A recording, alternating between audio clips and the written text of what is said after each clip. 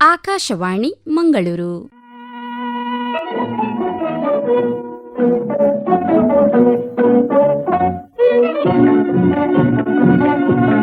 ಯುವವಾಣಿ. ಯುವ ಕೇಳುಗರಿಗೆ ವಂದನೆಗಳು ಹಾಗೂ ಇಂದಿನ ಕಾರ್ಯಕ್ರಮಕ್ಕೆ ಆತ್ಮೀಯ ಸ್ವಾಗತ.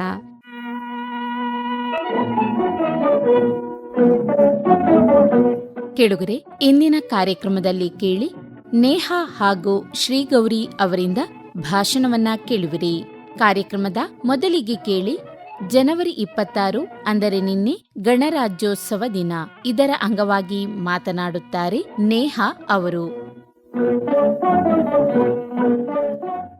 ಕೈಗಳು ಪಂಜಾಗಿ ಬೆಳಗಲಿ ಭಾರತ ಮಾತೆಯ ಮಡಿಲಲ್ಲಿ, ಕಾಲ್ಗಳು ಸಂಚರಿಸಲಿ ಭಾರತ ದೇಶದ ಗಡಿಯಲ್ಲಿ, ಆತ್ಮವೇ ಹಣತೆಯಾಗಲಿ ಅವಳ ಗುಡಿಯಲ್ಲಿ, ಎದೆ ಬಿಸಿ ನೆತ್ತರ ತಿಲಕವಾಗಲಿ ಅವಳ ಹಣೆಯಲ್ಲಿ ಎಂದು ಹೇಳುತ್ತಾ ಭಾರತ ಮಾತೆಯ ಪಾದಗಳಿಗೆ ನಮಸ್ಕರಿಸುತ್ತಾ, ಪ್ರಜಾಪ್ರಭುತ್ವ ಎಂಬುದು ನೀವು ಜಗತ್ತಿನಲ್ಲಿ ನೋಡ ಬಯಸುವ ಬದಲಾವಣೆಯಾಗಬೇಕು ಎಂಬ ಮಹಾತ್ಮ ಗಾಂಧೀಜಿಯವರ ಮಾತನ್ನು ಈ ಸಂದರ್ಭದಲ್ಲಿ ನೆನಪಿಸುತ್ತಾ, ಶ್ರೀಮಂತ ಸಂಸ್ಕೃತಿ ಮತ್ತು ಪರಂಪರೆಯನ್ನು ಹೊತ್ತ ನಮ್ಮ ದೇಶದ ನಾಗರಿಕರಿಗೆ ಪ್ರಜಾಪ್ರಭುತ್ವದ ಸಂಕೇತವಾದ ಗಣರಾಜ್ಯೋತ್ಸವ ದಿನಾಚರಣೆಯ ಶುಭಾಶಯಗಳು. ನನಗೆ ಈ ದಿನ ಈ ವಿಶೇಷ ಕಾರ್ಯಕ್ರಮದಲ್ಲಿ ಗಣರಾಜ್ಯೋತ್ಸವದ ಬಗ್ಗೆ ಮಾತನಾಡಲು ಅವಕಾಶ ದೊರೆತಿರುವುದು ಹೆಮ್ಮೆ ಮತ್ತು ಸಂತೋಷದ ವಿಚಾರವಾಗಿದೆ. ಪ್ರತಿಯೊಬ್ಬ ಭಾರತೀಯನಿಗೂ ಗಣರಾಜ್ಯೋತ್ಸವ ದಿನವು ಅತ್ಯಂತ ವಿಶೇಷವಾಗಿದೆ. ಈ ದಿನವು ಭಾರತ ದೇಶದ ಇತಿಹಾಸದಲ್ಲಿ ಅತ್ಯಂತ ಮಹತ್ವದ ದಿನವಾಗಿದೆ. 1950ನೇ ವರ್ಷದಲ್ಲಿ ಈ ದಿನ ಭಾರತವು ತನ್ನ ಹೊಸ ಸಂವಿಧಾನವನ್ನು ಜಾರಿಗೆ ತಂದು ಪ್ರಜಾಪ್ರಭುತ್ವದ ದಿಕ್ಕಿನಲ್ಲಿ ಮೊದಲ ಹೆಜ್ಜೆಯನ್ನು ಇಟ್ಟಿತು. ಇದರೊಂದಿಗೆ ಭಾರತವು ಪ್ರಜಾಸತ್ತಾತ್ಮಕ ಗಣರಾಜ್ಯವಾಯಿತು. ಪ್ರಿಯ ಸ್ನೇಹಿತರೆ, ಗಣರಾಜ್ಯೋತ್ಸವ ದಿನವು ನಾವು ಕೇವಲ ಒಂದು ಹಬ್ಬವೆಂದು ಮಾತ್ರ ಅರ್ಥೈಸಬಾರದು. ಇದು ನಮ್ಮ ದೇಶದ ಐತಿಹಾಸಿಕ ಪರಿವರ್ತನೆಯನ್ನು, ಸ್ವಾತಂತ್ರ್ಯ ಹೋರಾಟಗಾರರ ತ್ಯಾಗ ಮತ್ತು ಶ್ರಮವನ್ನು ಮತ್ತು ನಮ್ಮ ದೇಶದ ಪ್ರಜಾಪ್ರಭುತ್ವವನ್ನು ಸ್ಮರಿಸುವ ದಿನವಾಗಿದೆ. ಜನವರಿ 26ರಂದು ಈ ದಿನವು ಆಯ್ಕೆ ಮಾಡಿದ ವಿಶೇಷ ಕಾರಣವಿದೆ. 1930ರಲ್ಲಿ ಈ ದಿನವು ಪೂರ್ಣ ಸ್ವರಾಜ್ ದಿನವೆಂದು ಘೋಷಿಸಲಾಯಿತು. ಮಹಾತ್ಮ ಗಾಂಧೀಜಿಯವರು ನೇತೃತ್ವದಲ್ಲಿ ಬ್ರಿಟಿಷರಿಂದ ಪೂರ್ಣ ಸ್ವಾತಂತ್ರ್ಯವನ್ನು ಪಡೆಯುವುದು ನಮ್ಮ ಮುಖ್ಯ ಗುರಿಯಾಗಿದೆ ಎಂದು ತೀರ್ಮಾನಿಸಲಾಯಿತು. ಈ ಕಾರಣಕ್ಕಾಗಿ ಸ್ವಾತಂತ್ರ್ಯ ಸ್ವರೂಪವನ್ನು ಈ ದಿನದೊಂದಿಗೆ ಸಂಪರ್ಕಿಸಬೇಕೆಂಬ ಉದ್ದೇಶದಿಂದ ನಮ್ಮ ಸಂವಿಧಾನ ಜಾರಿಗೊಳಿಸಲಾಯಿತು. ಆಗಸ್ಟ್ 15, 1947ರಂದು ನಾವು ಬ್ರಿಟಿಷ್ ಆಳ್ವಿಕೆಯಿಂದ ಸ್ವಾತಂತ್ರ್ಯ ಪಡೆದಾಗ ನಮ್ಮ ದೇಶವು ಇನ್ನೂ ಒಂದು ಕಾಂಕ್ರೀಟ್ ಸಂವಿಧಾನದ ಕೊರತೆಯನ್ನು ಹೊಂದಿತು. ಇದಲ್ಲದೆ ರಾಜ್ಯ ವ್ಯವಹಾರಗಳು ಸುಗಮವಾಗಿ ಕಾರ್ಯನಿರ್ವಹಿಸಲು ಸಹಾಯ ಮಾಡುವ ಯಾವುದೇ ತಜ್ಞರು ಮತ್ತು ರಾಜಕೀಯ ಅಧಿಕಾರಿಗಳನ್ನು ಭಾರತ ಹೊಂದಲಿಲ್ಲ. ಅಲ್ಲಿಯವರೆಗೆ 1935ರ ಭಾರತ ಸರ್ಕಾರದ ಕಾಯ್ದೆಯನ್ನು ಆಡಳಿತಕ್ಕಾಗಿ ಮೂಲಭೂತ ಆಗಿ ಮಾರ್ಪಡಿಸಲಾಯಿತು. ಈ ಕಾಯ್ದೆಯು ವಸಾಹತುಶಾಹಿ ಆಳ್ವಿಕೆಯ ಕಡೆಗೆ ಹೆಚ್ಚು ಬಾಗುತ್ತದೆ. ಅದರಿಂದ ಭಾರತವು ನಿಂತಿರುವ ಎಲ್ಲವನ್ನು ಪ್ರತಿಬಿಂಬಿಸುವ ವಿಶೇಷವಾದ ಸಂವಿಧಾನವನ್ನು ರೂಪಿಸುವ ತೀವ್ರ ಅಗತ್ಯವಿತ್ತು. ಹೀಗಾಗಿ ಡಾ.ಬಿ.ಆರ್. ಅಂಬೇಡ್ಕರ್ ಅವರು ಆಗಸ್ಟ್ 28, 1947ರಂದು ಸಂವಿಧಾನಿಕ ಕರಡು ಸಮಿತಿಯ ನೇತೃತ್ವ ವಹಿಸಿದರು. ಕರಡು ರಚನಾ ನಂತರ ಅದೇ ಸಮಿತಿಯು ನವೆಂಬರ್ 4, 1947ರಂದು ಸಂವಿಧಾನ ಸಭೆಗೆ ಮಂಡಿಸಿತು. ಈ ಸಂಪೂರ್ಣ ಕಾರ್ಯವಿಧಾನವನ್ನು ಬಹಳ ವಿಸ್ತಾರವಾಗಿತ್ತು ಮತ್ತು 166 ದಿನಗಳವರೆಗೆ ತೆಗೆದುಕೊಂಡಿತ್ತು.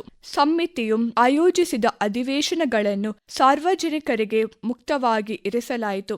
ಸವಾಲುಗಳು ಮತ್ತು ಕಷ್ಟಗಳು ಹೊರತಾಗಿಯೂ ನಮ್ಮ ಸಂವಿಧಾನಿಕ ಸಮಿತಿಯು ಎಲ್ಲರಿಗೂ ಹಕ್ಕುಗಳನ್ನು ಸೇರಿಸಲು ಯಾವುದೇ ಕಲ್ಲನ್ನು ಬಿಡಲಿಲ್ಲ. ಇದು ಪರಿಪೂರ್ಣ ಸಮತೋಲನವನ್ನು ಸೃಷ್ಟಿಸುವ ಗುರಿಯನ್ನು ಹೊಂದಿದೆ. ಅದರಿಂದ ದೇಶದ ಎಲ್ಲ ನಾಗರಿಕರು ತಮ್ಮ ಧರ್ಮಗಳನ್ನು, ಸಂಸ್ಕೃತಿ, ಜಾತಿ, ಲಿಂಗ, ಪಂಥ ಮತ್ತು ಹೆಚ್ಚಿನವುಗಳಿಗೆ ಸಂಬಂಧಿಸಿದ ಸಮಾನ ಹಕ್ಕುಗಳನ್ನು ಆನಂದಿಸಬಹುದು. ಅಂತಿಮವಾಗಿ ಅವರು ಜನವರಿ 26, 1950ರಂದು ಅಧಿಕೃತ ಭಾರತೀಯ ಸಂವಿಧಾನವನ್ನು ದೇಶಕ್ಕೆ ಪ್ರಸ್ತುತಪಡಿಸಿದರು.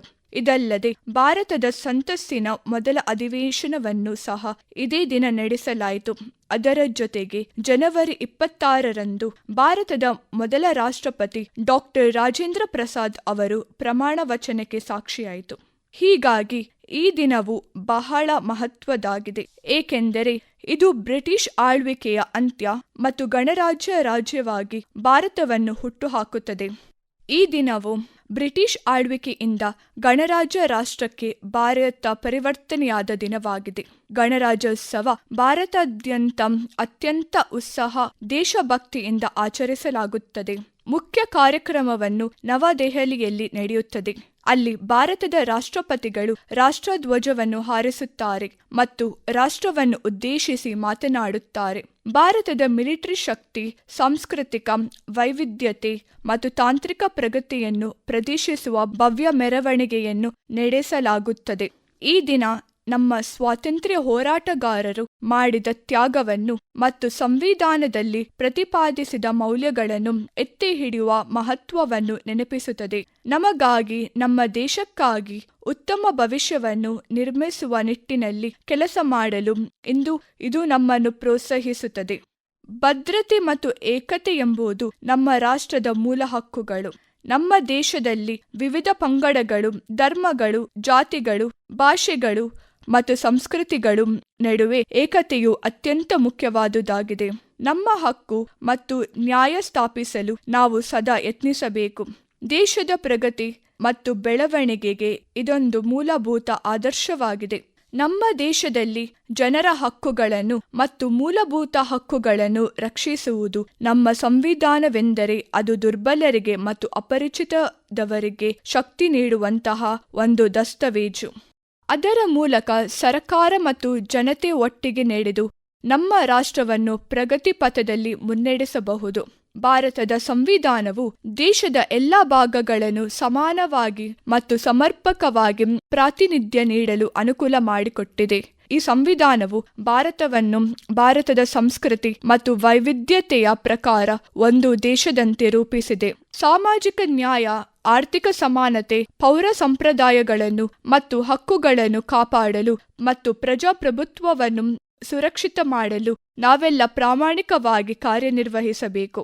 ಭಾರತವು ದೇಶವ್ಯಾಪಿ ವೈವಿಧ್ಯತೆಯ ರಾಜ್ಯವಾಗಿದೆ. ಇದರಲ್ಲಿ ವಿವಿಧ ಧರ್ಮಗಳು, ಸಂಪ್ರದಾಯಗಳು ಮತ್ತು ಜಾತಿಗಳು ನೆಲೆಸಿವೆ. ಇವುಗಳಿಗೆ ಎಲ್ಲವನ್ನು ಗೌರವಿಸುವ ನೈತಿಕತೆ ಮತ್ತು ಸಮಾನತೆಗಾಗಿ ಕಟ್ಟುಬದ್ಧತೆ ಅಗತ್ಯವಿದೆ. ನಮ್ಮ ಸಂಸ್ಕೃತಿಯನ್ನು ಗೌರವಿಸುವುದು ಮತ್ತು ನಮ್ಮ ವಿವಿಧತೆಯಲ್ಲೂ ಒಂದಾಗಿ ಏಕತೆಯನ್ನು ಹೊತ್ತೊಯ್ಯುವುದು ಇದು ನಾವು ಪ್ರತಿಯೊಬ್ಬರೂ ಪಾಲಿಸಬೇಕು. ಸ್ವಾತಂತ್ರ್ಯ ಹೋರಾಟದಲ್ಲಿ ನಾವು ಅನೇಕ ಸಾಧನೆಗಳನ್ನು ಮಾಡಿದ್ದೇವೆ. ಮಹಾತ್ಮ ಗಾಂಧಿ, ನೆಹರು, ಸುಭಾಷ್ ಚಂದ್ರ ಬೋಸ್, ಭಗತ್ ಸಿಂಗ್, ರಾಜಗುರು, ಸುಖದೇವ್ ಅವರೊಂದಿಗೆ ಇನ್ನಷ್ಟು ಅನೇಕ ದೇಶಭಕ್ತರು ಹೋರಾಟ ಮಾಡಿ ಅವರು ದೇಶಕ್ಕಾಗಿ ತಮ್ಮ ಪ್ರಾಣವನ್ನು ಕೊಡಲು ಸಿದ್ಧರಾದವರು. ಅವರಿಂದ ನಾವು ಭಾರತವನ್ನು ಪ್ರಜಾಪ್ರಭುತ್ವದಲ್ಲಿ ರೂಪಿಸುವುದಕ್ಕೆ ಪ್ರೇರಣೆಯನ್ನು ಪಡೆದಿದ್ದೇವೆ. ಸ್ನೇಹಿತರೆ, ನಿಮಗೆಲ್ಲ ತಿಳಿದಿರಲಿ, ಸಂವಿಧಾನ ನಮ್ಮ ರಾಷ್ಟ್ರದ ಸರ್ವೋಚ್ಚ ಕಾನೂನು. ಅದಕ್ಕೆ ಎಲ್ಲರೂ ಗೌರವಿಸಬೇಕು, ಅದರ ನಿಯಮಗಳನ್ನು ಪಾಲಿಸಬೇಕು. ನಮ್ಮ ಸಂವಿಧಾನವನ್ನು ರಷ್ಯಾ, ಬ್ರಿಟನ್, ಅಮೆರಿಕ, ಇತರ ದೇಶಗಳ ಸಂವಿಧಾನಗಳ ಅಂಶಗಳನ್ನು ಹೊಂದಿರುವ ಬೃಹತ್ ಸಂವಿಧಾನವಾಗಿದೆ. ಇದರ ಜಾರಿಗೆ ಮಹತ್ವದ ಕೊಡುಗೆ ನೀಡಿದವರು ಡಾಕ್ಟರ್ ಬಿ.ಆರ್. ಅಂಬೇಡ್ಕರ್ ಅವರು. ಅದರಿಂದ ಡಾಕ್ಟರ್ ಬಿ.ಆರ್. ಅಂಬೇಡ್ಕರ್ ಅವರನ್ನು ಭಾರತ ಸಂವಿಧಾನದ ಪಿತಾಮಹ ಎಂದು ಕರೆಯುತ್ತೇವೆ. ಸಂವಿಧಾನದ ಗುರಿಗಳು ಎಲ್ಲರಿಗೂ ಸಮಾನ ಹಕ್ಕುಗಳನ್ನು ನೀಡುವುದು, ಯಾವುದೇ ಧರ್ಮ, ಜಾತಿ ಅಥವಾ ಭಾಷೆಯ ಮೇಲೆ ಭಿನ್ನಾಭಿಪ್ರಾಯವನ್ನು ತೊಡೆದುಹಾಕುವುದು, ದೇಶದ ಪ್ರಜೆಗಳ ಆಧ್ಯಾತ್ಮಿಕ ಮತ್ತು ಭೌತಿಕ ಪ್ರಗತಿಗೆ ಅವಕಾಶ ನೀಡುವುದು. ಭಾರತದ ಸಂವಿಧಾನವು ನಮ್ಮ ಪರಮ ಹಕ್ಕುಗಳನ್ನು ಮತ್ತು ಕರ್ತವ್ಯಗಳನ್ನು ನಿರ್ಧರಿಸುತ್ತಾ ದೇಶದ ಪ್ರಜೆಗಳಿಗೆ ಸಮಾನತೆ, ಸ್ವಾತಂತ್ರ್ಯ ಮತ್ತು ನ್ಯಾಯವನ್ನು ಖಚಿತಪಡಿಸುತ್ತದೆ. ನಾವು ಎಲ್ಲರೂ ಸಮಾಜದ ಪ್ರಗತಿಗೆ ಮತ್ತು ಏಕತೆಗೆ ಕೈಜೋಡಿಸಬೇಕೆಂಬ ಸಂದೇಶವನ್ನು ನಮ್ಮ ಸಂವಿಧಾನ ನೀಡುತ್ತದೆ. ನಾವು ಇಂದು ತಾವಿದ್ದುಕೊಂಡ ಈ ಉನ್ನತ ಹಂತಕ್ಕೆ ತಲುಪಲು ಅನೇಕ ಸ್ವಾತಂತ್ರ್ಯಗಾರರ ತ್ಯಾಗ, ಶ್ರಮ ಮತ್ತು ಬಲಿದಾನವೇ ಕಾರಣ.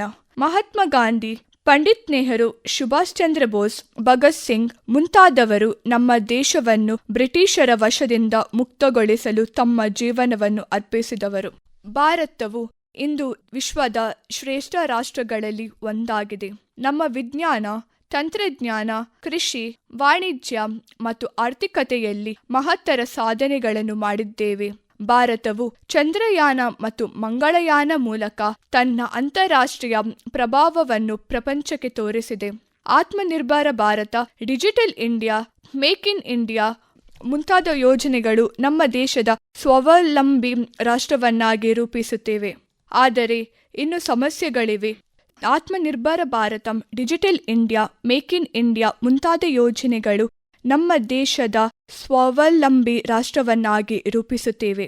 ಆದರೆ ಇನ್ನೂ ಸಮಸ್ಯೆಗಳಿವೆ. ಬಡತನ, ಅಸಮಾನತೆ, ನಿರುದ್ಯೋಗ ಮತ್ತು ಭ್ರಷ್ಟಾಚಾರ ಇನ್ನು ನಿಲ್ಲಬೇಕಾಗಿದೆ. ಈ ಸಮಸ್ಯೆಗಳನ್ನು ಪರಿಹರಿಸುವಲ್ಲಿ ನಮ್ಮ ಪ್ರಜೆಯಾಗಿ ನಮ್ಮ ಪಾತ್ರವನ್ನು ನಿರ್ವಹಿಸಬೇಕು. ಈ ದೇಶವನ್ನು ಅಭಿವೃದ್ಧಿಯ ದಾರಿ ಮೇಲೆ ಸಾಗಿಸುವ ಹೊಣೆಗಾರಿಕೆ ನಮ್ಮೆಲ್ಲರ ಮೇಲಿದೆ. ನಮ್ಮ ದೇಶವು ಪ್ರಜಾಪ್ರಭುತ್ವವನ್ನು ಪಾಲಿಸುತ್ತದೆ. ಇದರಲ್ಲಿ ಪ್ರಜೆಯು ರಾಜಧಾನ ಅಥವಾ ಶಕ್ತಿಯ ಮೂಲವಾಗಿ ಗುರುತಿಸಲಾಗಿದೆ. ಪ್ರಜೆಯು ತನ್ನ ಕರ್ತವ್ಯವನ್ನು ಸದಾ ಜಾಗೃತಿಯಿಂದ ನಿರ್ವಹಿಸಿದರೆ ಮಾತ್ರ ದೇಶ ಪ್ರಗತಿ ಕಾಣುತ್ತದೆ. ನಮ್ಮ ಮತ ಹಕ್ಕನ್ನು ಬೆಳೆಸಬೇಕು, ಸರಿಯಾದ ನಾಯಕರನ್ನು ಆಯ್ಕೆ ಮಾಡಬೇಕು ಮತ್ತು ದೇಶದ ಬಲಕ್ಕಾಗಿ ಬದ್ಧರಾಗಿರಬೇಕು. ಪ್ರತಿಯೊಬ್ಬ ನಾಗರಿಕನು ತನ್ನ ಕರ್ತವ್ಯಗಳನ್ನು ಜಾಗೃತಿಯಿಂದ ನಿರ್ವಹಿಸಿ ಭಾರತವನ್ನು ವಿಶ್ವದ ಶ್ರೇಷ್ಠ ರಾಷ್ಟ್ರವನ್ನಾಗಿ ಮಾಡಬಹುದು. ಈ ದಿನ ಮುಖ್ಯ ಸಂದೇಶವೇನೆಂದರೆ ಏಕತೆ, ದೇಶಾಭಿಮಾನ ಮತ್ತು ಕರ್ತವ್ಯ ಬೋಧನೆ. ಪ್ರತಿ ಪ್ರಜೆಯು ತನ್ನ ಕರ್ತವ್ಯಗಳನ್ನು ನೆನಪಿಸಿಕೊಂಡು ದೇಶಕ್ಕಾಗಿ ಶ್ರಮಿಸಬೇಕು. ನಮ್ಮ ಭಾರತವು ಸಹಿಷ್ಣುತೆ, ಸಾಂಸ್ಕೃತಿಕ ವೈವಿಧ್ಯತೆ ಮತ್ತು ಸಮಗ್ರತೆಯ ಮಾದರಿ. ಇಂದು ನಾವು ಎಲ್ಲರೂ ದೇಶಭಕ್ತಿ, ಪ್ರಜಾಪ್ರಭುತ್ವ ಮತ್ತು ನೈತಿಕ ಮೌಲ್ಯಗಳನ್ನು ಪಾಲಿಸಬೇಕು. ದೇಶವನ್ನು ಪ್ರಗತಿ ಪಥದಲ್ಲಿ ಎಳೆಯಲು ನಮ್ಮ ದೇಶದ ಎಲ್ಲ ವಿಭಾಗಗಳನ್ನು ಬೆಂಬಲಿಸಬೇಕಾಗಿದೆ. ಸರ್ಕಾರದ ಯೋಜನೆಗಳನ್ನು ಯಶಸ್ವಿಯಾಗಿ ಜಾರಿಗೆ ತರುವ ಮೂಲಕ ನಾವು ನಮ್ಮ ದೇಶವನ್ನು ಉತ್ತಮಗೊಳಿಸಬಹುದು. ನಮ್ಮ ದೇಶದಲ್ಲಿ ಸರ್ಕಾರ ಮಾತ್ರವಲ್ಲ, ಪ್ರತಿ ಪೌರನಿಗೂ ದೇಶದ ಅಭಿವೃದ್ಧಿಗೆ ಬದ್ಧರಾಗಿರಲು ಹೊಣೆಗಾರಿಕೆ ಇದೆ. ಪ್ರತಿಯೊಬ್ಬರ ಸೇವೆ, ಪ್ರತಿಯೊಬ್ಬರ ಪ್ರಾಮಾಣಿಕತೆ ಮತ್ತು ಸಹಭಾಗಿತ್ವದಿಂದ ಮಾತ್ರ ನಾವು ಉತ್ತಮ ಸಮಾಜವನ್ನು ನಿರ್ವಹಿಸಬಹುದು. ಪ್ರಿಯ ಸ್ನೇಹಿತರೆ, ಈ ಗಣರಾಜ್ಯೋತ್ಸವದ ದಿನದಂದು ಬನ್ನಿ ನಾವು ಪ್ರತಿದಿನ ನಮ್ಮ ರಾಷ್ಟ್ರಕ್ಕಾಗಿ ಒಂದು ಸಣ್ಣ ಕೆಲಸ ಮಾಡುವ ಪ್ರತಿಜ್ಞೆ ಮಾಡೋಣ. ನಾವು ಹೆಮ್ಮೆಯ ಭಾರತೀಯರು. ಇದು ನಮ್ಮ ದೇಶ. ಬನ್ನಿ ನಮ್ಮ ದೇಶವನ್ನು ನಯವಾದ, ಬಲವಾದ ಮತ್ತು ಪ್ರಗತಿಯ ರಾಷ್ಟ್ರವನ್ನಾಗಿ ಮಾಡುವಲ್ಲಿ ಕೈಜೋಡಿಸೋಣ. ಜೈ ಹಿಂದ್, ಜೈ ಭಾರತ ಎಂದು ಘೋಷಣೆಯೊಂದಿಗೆ ನನ್ನ ಭಾಷಣವನ್ನು ಸಮಾಪ್ತಿಗೊಳಿಸುತ್ತಿದ್ದೇನೆ. ಧನ್ಯವಾದಗಳು. ಕೆಳುಗರೆ, ಇದುವರೆಗೆ ಜನವರಿ 26 ಅಂದರೆ ನಿನ್ನೆ ಗಣರಾಜ್ಯೋತ್ಸವ ದಿನ. ಇದರ ಅಂಗವಾಗಿ ಮಾತನಾಡಿದವರು ನೇಹಾ ಅವರು. ಕೆಳುಗರೆ, ಮುಂದೆ ಕೇಳಿ ಜನವರಿ 24 ರಾಷ್ಟ್ರೀಯ ಹೆಣ್ಣು ಮಕ್ಕಳ ದಿನ. ಇದರ ಅಂಗವಾಗಿ ಭಾಷಣ ಶ್ರೀಗೌರಿ ಅವರಿಂದ. ಹೆಣ್ಣು ಸಂಸಾರದ ಕಣ್ಣು ಎನ್ನುವ ಮಾತಿದೆ. ಆದರೆ ಇಂದು ಹೆಣ್ಣು ಸಂಸಾರವನ್ನು ನಿಭಾಯಿಸುವುದರ ಜೊತೆಗೆ ಎಲ್ಲಾ ಕ್ಷೇತ್ರದಲ್ಲಿಯೂ ಕೈಯಾಡಿಸುತ್ತಿದ್ದಾಳೆ. ಸಮಾಜದಲ್ಲಿ ಸ್ಥಾನಮಾನವನ್ನು ಪಡೆದಿರುವ ಹೆಣ್ಣು ಕುಟುಂಬ ಹಾಗೂ ಇಡೀ ಸಮಾಜಕ್ಕೆ ಮಾದರಿಯಾಗುವಂತೆ ಬದುಕು ಕಟ್ಟಿಕೊಂಡಿದ್ದಾಳೆ. ಆದರೆ ಭಾರತೀಯ ಸಮಾಜದಲ್ಲಿ ಹೆಣ್ಣು ಮಕ್ಕಳು ಎದುರಿಸುತ್ತಿರುವ ಅಸಮಾನತೆಗಳು, ಮಕ್ಕಳ ಹಕ್ಕುಗಳು, ಸ್ತ್ರೀ ಶಿಕ್ಷಣ, ಆರೋಗ್ಯ ಮತ್ತು ಪೋಷಣೆಯ ಮಹತ್ವದ ಬಗ್ಗೆ ಜಾಗೃತಿ ಮೂಡಿಸಲು ಪ್ರತಿ ವರ್ಷವೂ ಜನವರಿ 24ರಂದು ರಾಷ್ಟ್ರೀಯ ಹೆಣ್ಣು ಮಕ್ಕಳ ದಿನವನ್ನು ಆಚರಿಸಲಾಗುತ್ತದೆ. ಹಾಗಾದ್ರೆ ರಾಷ್ಟ್ರೀಯ ಹೆಣ್ಣು ಮಕ್ಕಳ ದಿನದ ವಿಶೇಷ ಹಾಗೂ ಮಹತ್ವದ ಕುರಿತಾಗಿ ತಿಳಿಯೋಣ ಬನ್ನಿ. ರಾಷ್ಟ್ರೀಯ ಹೆಣ್ಣು ಮಕ್ಕಳ ದಿನದ ಇತಿಹಾಸ. ರಾಷ್ಟ್ರೀಯ ಹೆಣ್ಣು ಮಕ್ಕಳ ದಿನವನ್ನು 2008ರಲ್ಲಿ ಮಹಿಳಾ ಮತ್ತು ಮಕ್ಕಳ ಅಭಿವೃದ್ಧಿ ಸಚಿವಾಲಯವು ಪ್ರಾರಂಭಿಸಿತು. ಹೆಣ್ಣು ಮಕ್ಕಳ ಹಕ್ಕುಗಳು ಮತ್ತು ಶಿಕ್ಷಣ, ಆರೋಗ್ಯ ಮತ್ತು ಪೌಷ್ಟಿಕಾಂಶದ ಮಹತ್ವ ಸೇರಿದಂತೆ ಹಲವು ವಿಚಾರಗಳ ಬಗೆಗೆ ಜಾಗೃತಿಯನ್ನು ಮೂಡಿಸುವ ಉದ್ದೇಶದಿಂದ ಮಹಿಳಾ ಮತ್ತು ಮಕ್ಕಳ ಅಭಿವೃದ್ಧಿ ಸಚಿವಾಲಯವು ರಾಷ್ಟ್ರೀಯ ಹೆಣ್ಣು ಮಕ್ಕಳ ದಿನವನ್ನು ಆಚರಿಸಲು ಮುಂದಾಯಿತು. ಹೆಣ್ಣು ಮಕ್ಕಳ ದಿನಾಚರಣೆ ಉದ್ದೇಶಗಳು.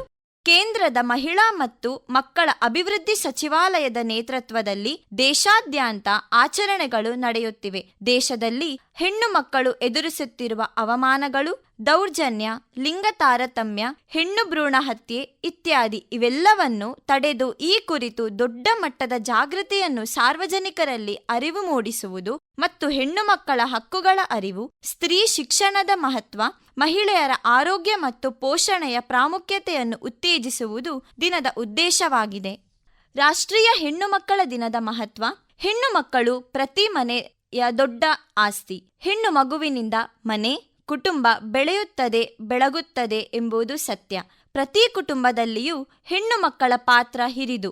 ಹೆಣ್ಣು ಕುಟುಂಬದ ಶಕ್ತಿಯೂ ಹೌದು. ಮಗುವಿಗೆ ತಾಯಿಯಾಗಿ, ಗಂಡನಿಗೆ ಪತ್ನಿಯಾಗಿ, ಅಣ್ಣನಿಗೆ ಮುದ್ದಿನ ತಂಗಿಯಾಗಿ, ತಮ್ಮನಿಗೆ ಶಿಸ್ತಿನ ಅಕ್ಕನಾಗಿ, ಹೀಗೆ ಪ್ರತಿಯೊಬ್ಬರ ಬಾಳಿನಲ್ಲಿಯೂ ಮಹತ್ವದ ಪಾತ್ರ ವಹಿಸುವ ಹೆಣ್ಣು ಮಕ್ಕಳಿಗಾಗಿ ಮೀಸಲಾದ ದಿನವಿದು. ಹೆಣ್ಣು 4 ಗೋಡೆಗೆ ಸೀಮಿತವಾಗಿದ್ದ ಕಾಲವೊಂದಿತ್ತು. ಸಂಸಾರ ಹಾಗೂ ಮನೆ ಕೆಲಸ ಬಿಟ್ಟರೆ ಬೇರೆ ಪ್ರಪಂಚವೇ ಅರಿವೇ ಇಲ್ಲದಂತೆ ಇದ್ದಳು. ಇದೀಗ ಕಾಲ ಬದಲಾಗಿದ್ದು ಹೆಣ್ಣು ಎಲ್ಲಾ ಕ್ಷೇತ್ರದಲ್ಲಿ ತನ್ನ ಛಾಪನ್ನು ಮೂಡಿಸುತ್ತಿದ್ದಾಳೆ. ಆದರೆ ಇಂದಿಗೂ ಕೂಡ ಕೆಲವೆಡೆ ಹೆಣ್ಣು ಮಕ್ಕಳು ಅಸಮಾನತೆ, ಸಾಮಾಜಿಕ ತಾರತಮ್ಯ ಮತ್ತು ಶೋಷಣೆ ಅನುಭವಿಸುತ್ತಲೇ ಇದ್ದಾರೆ. ಭಾರತೀಯ ಸಂಸ್ಕೃತಿಯಲ್ಲಿ ಹೆಣ್ಣು ಮಕ್ಕಳಿಗೆ ವಿಶೇಷ ಸ್ಥಾನವಿದೆ. ಯತ್ರ ನಾರ್ಯಾಸ್ತು ಪೂಜ್ಯಂತೆ ರಮಂತೆ ತತ್ರ ದೇವತಾಹ ಅಂದಿದ್ದಾರೆ ಹಿರಿಯರು. ಬೇಟಿ ಬಚಾವೋ ಬೇಟಿ ಪಡಾವೋ ಅಂತ ಕರೆ ಕೊಟ್ಟವರು ಪ್ರಧಾನ ನರೇಂದ್ರ ಮೋದಿ.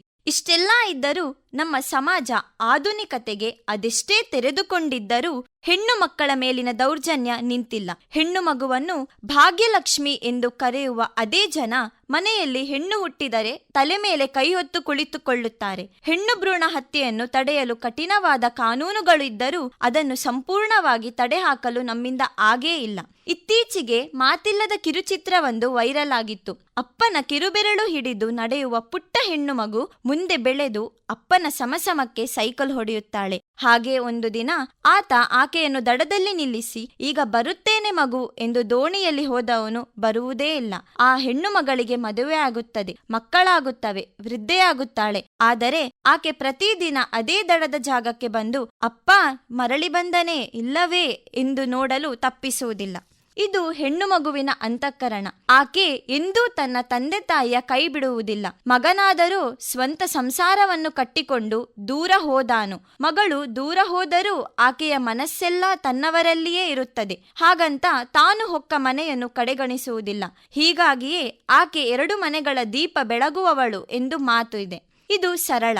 ನಮ್ಮನ್ನು ಹೆತ್ತವಳು ಹೆಣ್ಣು, ಹೊತ್ತ ಭೂಮಿ ಹೆಣ್ಣು, ಒಡನಾಡಿದ ಅಕ್ಕ ತಂಗಿ ಹೆಣ್ಣು, ಸುಖ ಹಂಚಿಕೊಂಡ ಹೆಂಡತಿ ಹೆಣ್ಣು, ಮತ್ತೆ ವೃದ್ಧಾಪ್ಯದಲ್ಲಿ ಕಾಪಾಡುವ ಮಗಳು ಹೆಣ್ಣು, ನೀರು ಕೊಟ್ಟ ನದಿಗಳೂ ಹೆಣ್ಣು. ನಮ್ಮ ದೇಶದಲ್ಲಿ ವೇದಗಳ ಕಾಲದಲ್ಲಿದ್ದ ಗಾರ್ಗಿ, ಮೈತ್ರೇಯರ ಬೌದ್ಧಿಕ ಸಾಧನೆ ಸ್ಮರಣೀಯವಾದದು. ಪುರಾಣ ಕಾಲದ ಆದಿಶಕ್ತಿ ದುಷ್ಟ ಶಿಕ್ಷಕಿಯಾಗಿ, ಶಿಷ್ಟ ರಕ್ಷಕಿಯಾಗಿ ಸರ್ವಶಕ್ತಿಯನ್ನು ಮೆರೆದಿರುವುದನ್ನು ಕಾಣಬಹುದಾಗಿದೆ. ಹಿಂದೂ ಮಹಾಕಾವ್ಯಗಳಾದ ರಾಮಾಯಣ, ಮಹಾಭಾರತ ಕೃತಿಗಳ ರಚನೆಗೆ ಸ್ತ್ರೀ ಕಾರಣೀಭೂತಳು. ಹಲವು ಶಾಸ್ತ್ರಗಳಲ್ಲಿ ಈಕೆಯನ್ನು ಜಗಜ್ಜನನಿ ಎಂದು ಹೇಳಲಾಗುತ್ತದೆ. ನಮ್ಮ ಪರಂಪರೆಯಲ್ಲಿಯೂ ಸಹ ಮುಖ್ಯ ದೇವತೆಗಳು ಸ್ತ್ರೀ ದೇವತೆಗಳೇ. ಶಕ್ತಿಗೆ ಅಧಿದೇವತೆ ಪಾರ್ವತಿ, ಧನಕ್ಕೆ ಅಧಿದೇವತೆ ಲಕ್ಷ್ಮಿ ಮತ್ತು ವಿದ್ಯೆಗೆ ಅಧಿದೇವತೆ ಸರಸ್ವತಿ. ಇಂತಹ ಹೆಣ್ಣು ಮಗುವಿನ ಕುರಿತು ಕವಿ ಜೆ.ಎಸ್. ಶಿವರುದ್ರಪ್ಪನವರು ಹೀಗೆ ಬರೆದಿದ್ದಾರೆ. ಆಕಾಶದ ನೀಲಿಯಲ್ಲಿ ಚಂದ್ರತಾರೆ ತೊಟ್ಟಿಲಲ್ಲಿ ಬೆಳಕನಿಟ್ಟು ತೂಗಿದಾಕೆ, ನಿನಗೆ ಬೇರೆ ಹೆಸರು ಬೇಕೆ, ಸ್ತ್ರೀ ಎಂದರೆ ಅಷ್ಟೇ ಸಾಕೆ. ಹಸಿರ ಹುಟ್ಟ ಬೆಟ್ಟಗಳಲ್ಲಿ ಮೊಲೆ ಹಾಲಿನ ಹೊಳೆಯ ಇಳಿಸಿ ಬಯಲ ಹಸಿರ ನಗಿಸಿದಾಕೆ, ನಿನಗೆ ಬೇರೆ ಹೆಸರು ಬೇಕೆ, ಸ್ತ್ರೀ ಎಂದರೆ ಅಷ್ಟೇ ಸಾಕೆ. ಹೆಣ್ಣೊಂದು ಕಲಿತರೆ ಶಾಲೆಯೊಂದು ತೆರೆದಂತೆ ಎಂಬ ನಮ್ಮ ಪಾರಂಪರಿಕ ಜ್ಞಾನವೇ ಈ ಮಾತಿನಲ್ಲಿ ಅಡಗಿದ್ದು, ಇದನ್ನು ಅನುಷ್ಠಾನಕ್ಕೆ ತರುವ ನಿಟ್ಟಿನಲ್ಲಿ ದೇಶಾದ್ಯಂತ ಪ್ರಯತ್ನಗಳು ಸಾಗಿವೆ. ಗಂಡಾಗಲಿ ಹೆಣ್ಣಾಗಲಿ ಮಕ್ಕಳನ್ನು ದೇವರು ನಮಗೆ ಕೊಟ್ಟ ಅಮೂಲ್ಯ ಉಡುಗೊರೆ ಎಂದು ಪರಿಗಣಿಸಲಾಗುತ್ತದೆ. ಬದುಕಿನ ಅವಿಭಾಜ್ಯ ಅಂಗವಾದ ಪುತ್ರಿಯೊಂದಿಗಿನ ಬಾಂಧವ್ಯ ದಿನ ಪ್ರತಿದಿನವೂ ಪ್ರವರ್ಧಿಸುವಂಥದ್ದು. ಆದರೆ ಅಂಬಂದಿರ ದಿನ, ಅಪ್ಪಂದಿರ ದಿನದಂತೆ ಈ ಸುಂದರ ಸಂಬಂಧದ ಮಹತ್ವ ತಿಳಿಸಲು, ಈ ಸಂಬಂಧವನ್ನು ಗೌರವಿಸಲು ಈ ದಿನ ಆಚರಣೆ. ಒಂದು ಕಾಲದಲ್ಲಿ ಹೆಣ್ಣು ಹುಟ್ಟುವುದನ್ನೇ ಕೀಳಾಗಿ ನೋಡಲಾಗುತ್ತಿತ್ತು. ಆದರೆ ಇಂದು ವಾತಾವರಣ ಬದಲಾಗಿದೆ. ಅನೇಕ ಮಂದಿ ಹೆಣ್ಣು ಮಕ್ಕಳ ಜನನವಾಗಲಿ ಎಂದು ಬಯಸುತ್ತಿದ್ದಾರೆ. ಅಲ್ಲದೆ ಪುತ್ರಿಯರ ಸಾಧನೆ ಕಂಡು ಸಂತಸ ಪಡುತ್ತಿದ್ದಾರೆ. ಅಷ್ಟೇ ಅಲ್ಲದೆ ಇಂದು ಗಂಡು ಮಕ್ಕಳೇ ಎಷ್ಟೋ ಮಂದಿ ಜಗಳವಾಡುತ್ತಾ ಪತ್ನಿಯರಿಗೆ ಚಿತ್ರಹಿಂಸೆ ನೀಡುತ್ತಿರುವುದು ವಿಪರ್ಯಾಸ. ಮಗ, ಮಗಳು ಅಥವಾ ಮಕ್ಕಳಿಗಾಗಿ ಸಡಗರ ಪಡಲು ನಿರ್ದಿಷ್ಟ ದಿನ ಬೇಕೆಂದಿಲ್ಲ. ಮನಸ್ಸುಗಳಿಗೆ ಸದಾ ಹಬ್ಬವೆನಿಸುವ ಮಕ್ಕಳೆಂದರೆ ಸಾಕು, ಅದೇ ಸಂಭ್ರಮ, ಸಡಗರ. ಆದರೆ ಪಿತೃಪ್ರಧಾನ ಸಮಾಜದ ವ್ಯವಸ್ಥೆಯಲ್ಲಿ ಇಂದು ಕೂಡ ಹೆಣ್ಣು ಮಕ್ಕಳನ್ನು ಗಂಡು ಮಕ್ಕಳಿಗಿಂತ ಕೀಳೆಂಬ ದೃಷ್ಟಿಯಲ್ಲಿ ನೋಡುತ್ತಿರುವುದು ಕಂಡುಬರುತ್ತದೆ. ಈ ಲಿಂಗ ತಾರತಮ್ಯವನ್ನು ಹೋಗಲಾಡಿಸಿ ಸಮಾನತೆಯನ್ನು ಪ್ರಚುರಪಡಿಸುವ ದೃಷ್ಟಿಯಿಂದ ವಿವಿಧ ದೇಶಗಳು ಮಗಳ ದಿನವನ್ನು ರಾಷ್ಟ್ರೀಯ ಉತ್ಸವವಾಗಿ ಆಚರಿಸಲು ನಿರ್ಧರಿಸಿವೆ. ಸರಕಾರ ಮತ್ತು ಕಾನೂನಿನ ಮುಂದೆ ಪ್ರತಿ ನಾಗರಿಕ ಸರಿಸಮಾನ ಎಂಬುದನ್ನು ಪ್ರತಿಯೊಬ್ಬರಿಗೆ ಮನವರಿಕೆ ಮಾಡಿಸುವುದು ಇದರ ಉದ್ದೇಶ. ಈ ದಿನದ ಆಚರಣೆ ವರ್ಷದಿಂದ ವರ್ಷಕ್ಕೆ ಪರಿಣಾಮಕಾರಿಯಾಗುತ್ತಿದ್ದು, ಮೌಢ್ಯ, ಪೂರ್ವಗ್ರಹಗಳನ್ನು ಬದಿಗೆ ಸರಿಸುತ್ತಾ ಕಾಲ ಹೇಗೆ ಬದಲಾಗುತ್ತಿದೆ ಎಂಬುದನ್ನು ಈ ಆಚರಣೆಯ ಯಶಸ್ಸು ತೋರಿಸುತ್ತದೆ. ಹೆಣ್ಣು ಮಕ್ಕಳಿರುವ ಕುಟುಂಬಗಳು ಈ ದಿನವನ್ನು ಸಂತೋಷದಿಂದ ಆಚರಿಸುತ್ತಾರೆ. ಹೆಣ್ಣು ಮಕ್ಕಳ ಆಚರಣೆಯ ಧ್ಯೇಯಗಳು: ಹೆಣ್ಣು ಮಕ್ಕಳ ಶಿಕ್ಷಣ, ಆರೋಗ್ಯ ಮತ್ತು ಜೀವನ ಶೈಲಿಯ ಸುಧಾರಣೆಯನ್ನು ಪರಿಣಾಮಕಾರಿಯಾಗುವಂತೆ ಮಾಡಬೇಕು. ಸಮಾಜದಲ್ಲಿ ಹೆಣ್ಣು ಮಗುವಿಗೆ ಹೆಚ್ಚಿನ ಅವಕಾಶವನ್ನು ಸೃಷ್ಟಿಸುವುದು ಮತ್ತು ಹೆಣ್ಣು ಮಗುವಿನತ್ತ ಸಮಾಜ ದೃಷ್ಟಿಕೋನ ಬದಲಿಸುವುದು. ಭಾರತೀಯ ಸಮಾಜದಲ್ಲಿ ಹೆಣ್ಣು ಎದುರಿಸುತ್ತಿರುವ ಎಲ್ಲ ತಾರತಮ್ಯವನ್ನು ತೊಡೆದುಹಾಕುವುದು.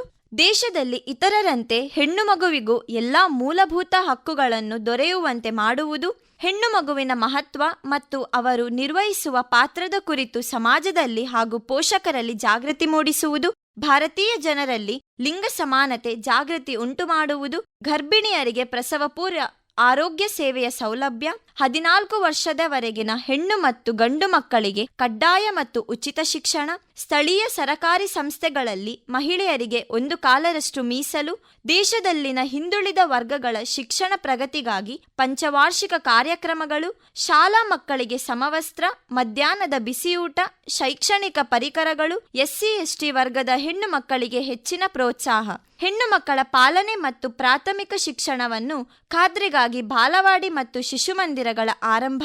ವಿವಾಹ ನೋಂದಣಿಯನ್ನು ಕಡ್ಡಾಯವಾಗಿ ಜಾರಿಗೊಳಿಸುವ ಮೂಲಕ ಸಾರ್ವಜನಿಕರಲ್ಲಿ ಬಾಲ್ಯ ವಿವಾಹದ ದುಷ್ಪರಿಣಾಮಗಳ ಬಗ್ಗೆ ಅರಿವು ಮೂಡಿಸಬೇಕು. ಹೆಣ್ಣು ಭ್ರೂಣ ಹತ್ಯೆ ಕೈಗೊಂಡವರಿಗೆ ಕಾನೂನುಬದ್ಧವಾಗಿ ಕಠಿಣ ಶಿಕ್ಷೆಯನ್ನು ಕೊಡಿಸುವುದು. ಅತ್ಯಾಚಾರ, ಅನಾಚಾರ ಸಂಬಂಧಿಸಿದಂತೆ ಇತರ ಘೋರ ಕೃತ್ಯಗಳಿಗೆ ಕೈಗೊಂಡವರಿಗೆ ಘೋರವಾದ ಶಿಕ್ಷೆ ಒದಗಿಸುವುದು. ಲಿಂಗ ಅಸಮಾನತೆಯನ್ನು ತೊಡೆದು ಹಾಕುವ ಮೂಲಕ ಹೆಣ್ಣು ಮಕ್ಕಳು ಕಡ್ಡಾಯ ಶಿಕ್ಷಣದಲ್ಲಿ ಭಾಗವಹಿಸುವಂತೆ ಮಾಡಿ ಹೆಚ್ಚಿನ ಶಿಕ್ಷಣಕ್ಕೆ ಪ್ರೋತ್ಸಾಹ ನೀಡಬೇಕು. ಹೆಣ್ಣು ಮಕ್ಕಳಿಗೆ ಸಂಬಂಧಿಸಿದ ಕಾರ್ಯನೀತಿ, ಪೂರಕವಾದ ಕಾನೂನುಗಳು ಸರಿಯಾಗಿ ಜಾರಿಗೆ ಆಗುವಂತೆ ಮಾಡಬೇಕು. ಅತ್ಯಾಚಾರ, ಅನಾಚಾರ ಸಂಬಂಧಿಸಿದಂತೆ ಇತರ ಘೋರ ಕೃತ್ಯ ಕೈಗೊಂಡವರಿಗೆ ಘೋರವಾದ ಶಿಕ್ಷೆ ಒದಗಿಸುವುದು. ಲಿಂಗ ಅಸಮಾನತೆಯನ್ನು ತೊಡೆದುಹಾಕುವ ಮೂಲಕ ಹೆಣ್ಣು ಮಕ್ಕಳು ಕಡ್ಡಾಯ ಶಿಕ್ಷಣದಲ್ಲಿ ಭಾಗವಹಿಸುವಂತೆ ಮಾಡಿ ಹೆಚ್ಚಿನ ಶಿಕ್ಷಣಕ್ಕೆ ಪ್ರೋತ್ಸಾಹ ನೀಡಬೇಕು. ಹೆಣ್ಣು ಮಕ್ಕಳಿಗೆ ಸಂಬಂಧಿಸಿದ ಕಾರ್ಯನೀತಿ, ಪೂರಕವಾದ ಕಾನೂನುಗಳು ಸರಿಯಾಗಿ ಜಾರಿಗೆ ಆಗುವಂತೆ ಮಾಡಬೇಕು. ಅತ್ಯಾಚಾರ, ಆಸಿಡ್ ದಾಳಿ, ಮರ್ಯಾದಾ ಹತ್ಯೆಗಳು ಮತ್ತು ಬಲವಂತದ ವೇಶ್ಯಾವಾಟಿಕೆ, ಅಮಾಯಕ ಹೆಣ್ಣು ಮಕ್ಕಳು ಒಳಗಾಗುವುದು ನಡೆಯುತ್ತಲೇ ಇದೆ. ಈ ಅಪರಾಧಗಳು ಕಳೆದ 10 ವರ್ಷಗಳಲ್ಲಿ ಸಾಕಷ್ಟು ಹೆಚ್ಚಿವೆ. ಯುವತಿಯರನ್ನು ಕಳ್ಳಸಾಗಾಣಿಕೆ ಮಾಡುವ ಅನೇಕ ಪ್ರಕರಣಗಳು ವರದಿಯಾಗಿವೆ. ದೇಶದಲ್ಲಿ ಸಾಮಾಜಿಕ ಸುಧಾರಣೆಯ ಅಗತ್ಯವಿದೆ. ಹೆಣ್ಣು ಭ್ರೂಣ ಹತ್ಯೆ ನಿಲ್ಲಿಸಿ ಹೆಣ್ಣು ಮಕ್ಕಳ ಶಿಕ್ಷಣದ ಹಕ್ಕು ಮುಂತಾದ ಸಮಸ್ಯೆಗಳ ಕುರಿತು ಬೇಟಿ ಬಚಾವೋ ಬೇಟಿ ಪಡಾವೋ ಅಭಿಯಾನವು ಜನಜಾಗೃತಿ ಮೂಡಿಸುತ್ತದೆ. ಗ್ರಾಮೀಣ ಪ್ರದೇಶಗಳಲ್ಲಿ ಹೆಣ್ಣು ಮಕ್ಕಳಿಗೆ ಶೌಚಾಲಯ ನಿರ್ಮಾಣ ಮಾಡುವಂತಹ ಕಾರ್ಯಗಳಿಗೆ ಸರ್ಕಾರ ಉತ್ತೇಜನ ನೀಡುತ್ತಿದೆ. ಆದರೆ ಇದು ಎಷ್ಟು ಮಟ್ಟಿಗೆ ಸಾಕಾರವಾಗಿದೆ ಎಂಬುದನ್ನು ಮತ್ತು ಸರ್ಕಾರಗಳೇ ಪ್ರಶ್ನಿಸಿಕೊಳ್ಳಬೇಕಾಗಿದೆ. ಭಾರತೀಯ ಕ್ರೀಡಾ ಇತಿಹಾಸದಲ್ಲಿ ಕ್ರೀಡಾ ಸಚಿವಾಲಯವು 9 ಮಹಿಳಾ ಕ್ರೀಡಾಪಟುಗಳನ್ನು ಪದ್ಮಶ್ರೀ ಪ್ರಶಸ್ತಿ 2020ಕ್ಕೆ ನಾಮನಿರ್ದೇಶನ ಮಾಡಿರುವುದು ಇದೇ ಮೊದಲು. ಅಲ್ಲದೆ ಕಳೆದ ವರ್ಷ ಮೊದಲ ಬಾರಿಗೆ ಗಣರಾಜ್ಯೋತ್ಸವ ಪರೇಡ್ನಲ್ಲಿ SRPF ಎಲ್ಲಾ ಮಹಿಳಾ ಬೈಕರ್ ತುಕಡಿಗಳು ಡೇರ್ ಡೆವಿಲ್ ಸಾಹಸಗಳನ್ನು ಪ್ರದರ್ಶಿಸಿದ್ದಾರೆ. ಭಾರತದಲ್ಲಿ ಹೆಣ್ಣು ಮಗು ಎದುರಿಸುವ ಹಲವು ಸವಾಲುಗಳಿವೆ ಮತ್ತು ರಾಷ್ಟ್ರೀಯ ಹೆಣ್ಣು ಮಕ್ಕಳ ದಿನ 2025 ಸಂದರ್ಭದಲ್ಲಿ ನಾವು ಈ ಸವಾಲುಗಳನ್ನು ಅವರಿಗೆ ಅವಕಾಶಗಳಾಗಿ ಪರಿವರ್ತಿಸುತ್ತೇವೆ ಎಂದು ಪ್ರತಿಜ್ಞೆ ಮಾಡಬೇಕು. ಉತ್ತಮ ಮತ್ತು ಸಂತೋಷದಾಯಕ ಭವಿಷ್ಯಕ್ಕಾಗಿ ಹೆಣ್ಣು ಮಗುವನ್ನು ರಕ್ಷಿಸುವುದು ಮತ್ತು ಬೆಳೆಸುವುದು ನಮ್ಮೆಲ್ಲರ ಕರ್ತವ್ಯವಾಗಿದೆ. ಒಂದು ಹೆಣ್ಣು ಮಗುವಿಗೆ ಶಿಕ್ಷಣ ನೀಡುವುದು ಎಂದರೆ ಇಡೀ ಕುಟುಂಬಕ್ಕೆ ಶಿಕ್ಷಣ ನೀಡುವುದು. ಹೆಣ್ಣು ಮಗುವನ್ನು ಎಂದಿಗೂ ತಾತ್ಸಾರದಿಂದ ಕಾಣಬೇಡಿ. ಸಮಾಜದ ಬೆಳವಣಿಗೆ, ದೇಶದ ಅಭಿವೃದ್ಧಿಯ ಭಾಗಿಗಳಾದ ಹೆಣ್ಣು ಮಕ್ಕಳ ಸ್ವಾತಂತ್ರ್ಯ, ಸಮಾನತೆ ಮೊದಲಾದ ಹಕ್ಕುಗಳನ್ನು ರಕ್ಷಿಸುವ ಮೂಲಕ ರಾಷ್ಟ್ರೀಯ ಹೆಣ್ಣು ಮಕ್ಕಳ ದಿನಕ್ಕೆ ಸರಿಯಾದ ಅರ್ಥ ನೀಡೋಣ. ಲಿಂಗ ಸಮಾನತೆ ಕಾಪಾಡೋಣ. ನಾವು ಮಹಿಳೆಯರ ಹಕ್ಕುಗಳನ್ನು ಕಾಪಾಡಿ ಶ್ರೇಷ್ಠ ಸಮುದಾಯದ ನಿರ್ಮಾಣದತ್ತ ಪಯಣ ಮಾಡುವ ಹೊಣೆಗಾರಿಕೆಯನ್ನು ಹೊತ್ತಿರಬೇಕು. ಅಂತಹ ಸಮಾನತೆಯ ಗೌರವದ ಮತ್ತೆ ಪ್ರೋತ್ಸಾಹದ ಸಮಾಜವನ್ನು ನಿರ್ಮಿಸುವ ಮೂಲಕ ಮಾತ್ರ ನಾವು ಮಹಿಳೆಯರ ದಿನಾಚರಣೆ ಸಾರ್ಥಕವಾಗಿಸುವುದೆವು ಎಂಬುದನ್ನು ಸಾರಬಹುದು. ಮಹಿಳೆಯರ ದಿನಾಚರಣೆ ನಮ್ಮ ಜೀವನದಲ್ಲಿ ಶಕ್ತಿ, ಸ್ಫೂರ್ತಿ ಮತ್ತು ಬದಲಾವಣೆಯ ಸಂಕೇತವಾಗಿರಲಿ. ಅಂತ್ಯದಲ್ಲಿ ಮಹಿಳೆಯರ ಸಹಬಾಳ್ವಿಕತೆಯಿಂದ ಸಮೃದ್ಧ ಮತ್ತು ಸಮತೋಲನ ಸಮಾಜವನ್ನು ನಾವು ಉಂಟುಮಾಡಬಹುದು.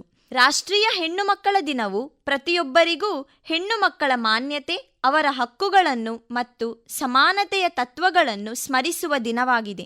ಇದರ ಮೂಲಕ ನಾವು ಸಮಾಜದಲ್ಲಿ ಹೆಣ್ಣು ಮಕ್ಕಳ ಸಮಾನ ಹಕ್ಕುಗಳನ್ನು, ಅವರಿಗೆ ದೊರೆಯುವ ಅವಕಾಶಗಳನ್ನು ಮತ್ತು ಅವರ ಭವಿಷ್ಯವನ್ನು ಪ್ರಗತಿಶೀಲವಾಗಿ ರೂಪಿಸಬಹುದೆಂದು ಆಶಿಸುತ್ತೇವೆ.